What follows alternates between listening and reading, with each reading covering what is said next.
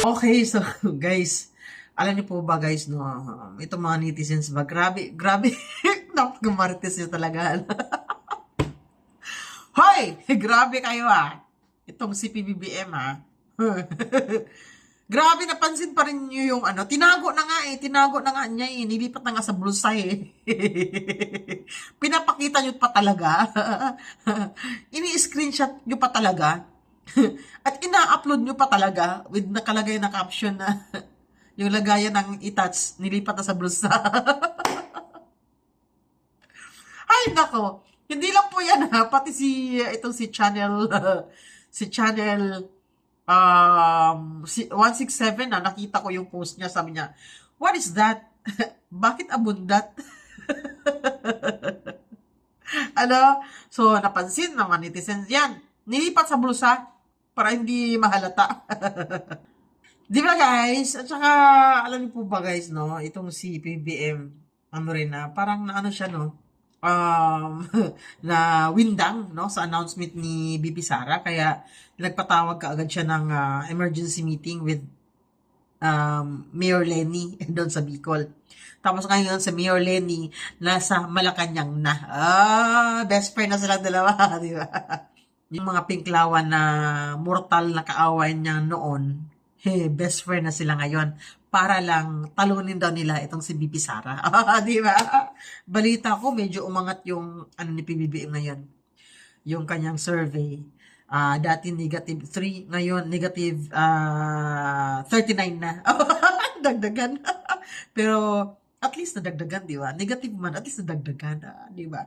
So, ginawa nila kay BP Sara, guys, no? Si BP Sara, mas lalong lumalakas. At siya naman ay mas lalong pababa ng pababa. Bumabagsak. So, ito yung video na nag-viral, nag-viral guys. Titigan yung mabuti. No? Ito yung nakita ko sa internet na, ayan nga po, napansin po ng mga netizens yung kanyang bulsa. No? Yung lagayan daw ng itat sa inilipat na sa bulsa. Ito po yung video. Yan. Tatawa tuloy Ay, naku. Diba? Ang galing talaga nitong mga to, Magbasa ka sa mga comment, grabe pinagtatawanan siya. Bakit mautak talaga itong si BBM, Porket napansin ng mga netizens na may belt bag siya, tinago sa kanyang bulsa. Hinahanap niya talaga, no? Kung saan nilagay ni PBBM. Pero itong si Channel 167, ang galing ng mata niya. Napansin talaga niya yung gilid ni PBBM doon sa naga. At nakatingin rin si Madam Lenny, Ayan po, tiningnan yung gilid. Sir, curious lang si ako. Bakit may bag dyan sa loob ng polo mo? Di ba? No? Sa Bicol yan. Pero may napansin din ako sa kanyang bulsa Bumubukol rin. Biglang naging flat yung tagiliran niya, tapos yung bulsa niya bumukol. Baka nilipat doon sa kanyang bulsa. Di ba? Kaya itong mga netizens kasi guys, sabi kasi nila, ayan, BBM, kahit hindi na maganda ang kanyang kalusugan, ipakita mo pa rin sa publiko na nagtatrabaho ka, kunyari. Kasi, naku po, delikado, baka mapalitan ka bigla ni BP Sara. Di ba guys? So, ayan po, ayan. Pansin nyo. May bukol, di ba? Tapos naging flat na yung kanyang tagiliran. Yan po yung kanyang bulsa, tignan mo. Di ba? Tapos yung sa video kanina na pinapanood ko sa inyo, iba din yun. Pati si Madam Lenny, tinitignan niya. Siguro, ang nasa isip ni Mayor Lenny, sabi niya, totoo kaya yung mga sabi-sabihin na may belt bag si PBBM, kaya tinititigan niya. Totoo kaya may bukol, may bubukol sa kanyang tagiliran. Di ba?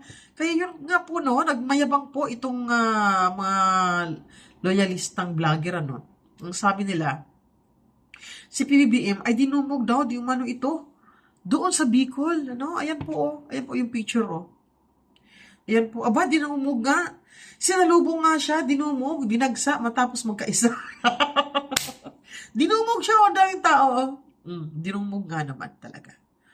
Yan po yung mga pinagyayabang nila ngayon. Di ba? Tapos, ngayon daw, itong si PBBM ay balak daw talaga itong makipagbati kay BP Sara. Kaya lang, si BP Sara, Bisaya yan eh. Iba ang Bisaya pag once na may nagawa ka sa kanyang kasalanan, hindi na yan makikipagbati sa iyo. Lalo na sa ginagawa mo na si Tatay Digong hinahayaan mong kidnapin at dalhin doon sa dahig para ikulong doon sa ICC. Di ba? Hinahayaan lang niya tapos ngayon balak mong makipagbati. At dahil si BP Sara ay matigas, no choice. Si Mayor Lenny na naman ang kanyang utuin, di ba? Doon naman siya dumidikit, no? Uutuin niya yan para lang matalo, para lang kumbaga magsanib puwersa sila para daw si BP Sara ay matalo ngayong 2028. Tignan lang natin kung kaya ninyo. No, kahit pa magsanib puwersa kayo, si BP Sara malakas talaga. Ipagpalagay natin. Visayas, Mindanao, kay BP yan lahat. Mas marami kaya kami, mga Bisaya, kaysa sa mga Tagalog, di ba? Visayas, Mindanao, kayo Luzon, Yung Luzon, yan, Lenny kayo, Marcos, yan, tignan natin kung sino ang mananalo, kung sino yung mas maraming votes ngayong 2028. Visayas and Mindanao. Di ba? Pero sigurado ako may taga Luzon din, na buboto kay BP Sara. So, yun nga po guys, no? Itong sakit ni PBBM ay delikado daw talaga ito.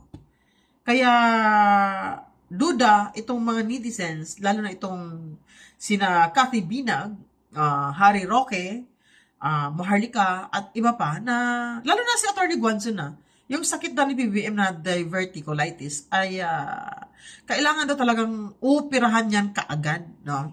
Kasi hindi na raw yan makapoops. Pag hindi na makapoops, lalagyan yan dito sa kanyang tagiliran ng plastic para doon matapon, doon mapunta ang kanyang itats. Ang hirap ang Tagalog, guys. Ano ba yan?